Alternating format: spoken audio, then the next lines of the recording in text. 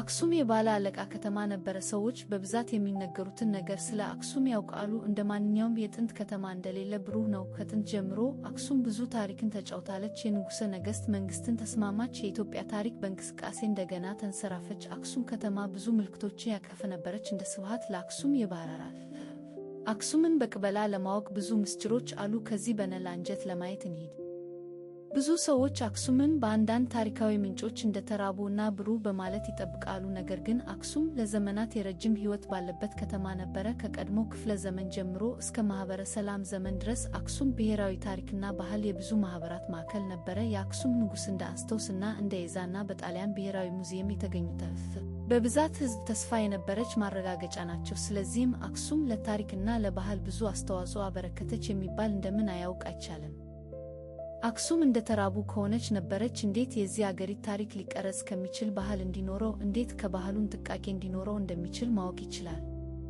አክሱም በብሪታንያ ዘመን በአንድ ረጅም ጊዜ ለኢትዮጵያ ሲሆን የአክሱም መንግስት ከአድሪያቲክ እስከ ኢንዲያን ውቅያኖስ በሚገኝ ሁሉ ይስፋፋ ነበር። ከቅርብ ጊዜ ታሪኮች እንደሚያስረዱን የአክሱም መንግስት በአፍሪካውያን እና አረብ ዘሮች ላይ በብሔራዊ እና በኢኮኖሚያዊ አንድነት ላይ እንዲሁም በሥነ ጥበብና ባህል ላይ ብራንታዊ ተጽዕኖ ነበረው። የአክሱም ነገስታት በእጅ ብራንታዊ ኪሎ ሜትሮች በረዘም እና በ4 ሜትሮች በጣም ኖራን የሆኑትን ሐውልቶችን ለማደስ እንዲሁም ለማስታደስ በእጅግ ብራንታዊ አካሄድ ነበረው። አክሱም በኢትዮጵያ ታሪክ እንደ አንድ ጥቁር አፍሪካዊ አገር በቀዳማዊ አፍሪካ አገራት በአንድነት እና በግራነት ላይ ለማሳደስ ብራንታዊ ሚና ነበረው።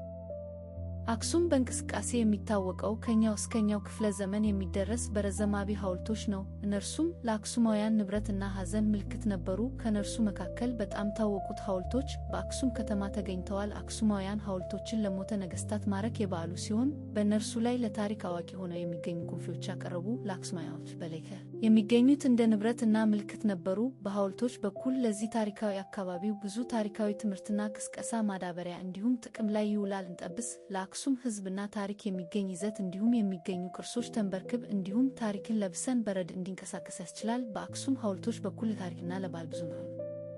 አክሱም በኢትዮጵያ ታሪክና ባህል አስፈላጊ ሚና ተጫውቷል። ከአክሱም የተገነባው ሕንፃዎችና የንጉሥ አማኑኤል የሕንፃ ሥራዎች እንደ ረጅም ታሪክ ምስክሮች ቆይተዋል። የአክሱም ሕንፃዎች በራሳቸው የሚገኙ አብዮትና ታሪካዊ ማዕረጎች ናቸው። ከአክሱም እንደተላለፈው ታሪክና ባህል በኢትዮጵያ ሕዝብ ሕይወት ላይ ስፋት ያበረከተው እንደሆነ እነጋገራለን። ከአክሱም የተገፈለ ማዕረግ ቆይተዋል። እንዲሁም በኢትዮጵያ ታሪክና ባህል አክሱም እጠብጣብና እየተደረገ ያለ እንግዲህ አክሱም በኢትዮጵያ ታሪክና ባህል ቦታውን እንደረጅማች አሁን ባህልን አክሱም ታሪክና ባህል ነጥብ እንደሆነ እናውቃለን። አክሱም በኢትዮጵያ ታሪክና ባህል የቆየት ሚና እንደረጅማች እንለብሳለን። እዚህ ላይ እንቆራረጽ። አክሱም በኢትዮጵያ ታሪክና ባህል እንተውናቸውን ወያየት አክሱም አሁንም ድረስ በኢትዮጵያ ሕዝብ ሕይወት ላይ እንደሚንቀሳቀስ እንለብሳለን። እንተውናቸው ግን አክሱም እንዲቆየት ሚና ሊኖረው እንተጋግባለን። ስለሆነም አክሱም በኢትዮጵያ ታሪክና ባህል በብሔራዊ እንቅስቃሴ እንዲረዳ እንተጋግባለን። ስለሆነም አሁን በኢትዮጵያ አገር ታሪክና ባህል እንዲኖረው እንተራክባለን። እንወያየት አክሱም በኢትዮጵያ ታሪክና ባህል እንዲኖረው እንተውናቸው። በዚህ በኩል እንግዲህ አክሱም በኢትዮጵያ ታሪክና ባህል የረጅም ታሪክ ምስክር ቆይቷል። እንዲሁም በኢትዮጵያ ታሪክና ባህል አክሱም በአንድ ሐሳብ እንደሚኖረው እንተውናቸው። እንወያየት አክሱም በኢትዮጵያ ታሪክና ባህል በአንድ ረጅም ታሪክ እንዲኖረው እንተጋግባለን። እዚህ ላይ እንቆራረጽ። አክሱም በኢትዮጵያ ታሪክና ባህል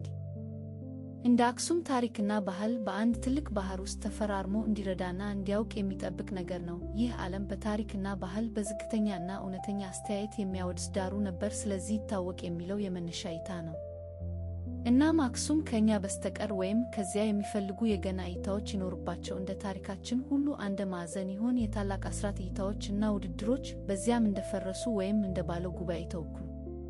ከአክሱም ታሪክ የተለያዩ ዘመናት ውስጥ የታላቅ ዕውቀትን እንደታውቃለን። መግባባትና ገላጋይ ወንጌልና ወዘተ ይፈልጉ።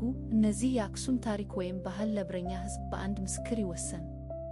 የእንክብካቤ ቦታ ይደርሳችሁ ወደ ምርጥ ዕውቀት ስለምን ይፈልጉ እባኮን ስክሪብ አድርስ እንዲሆን በአክሱም ታሪክ ላይ ተዘክረው እናቀርባችሁ። ምሽቱ ደህና ይሁን።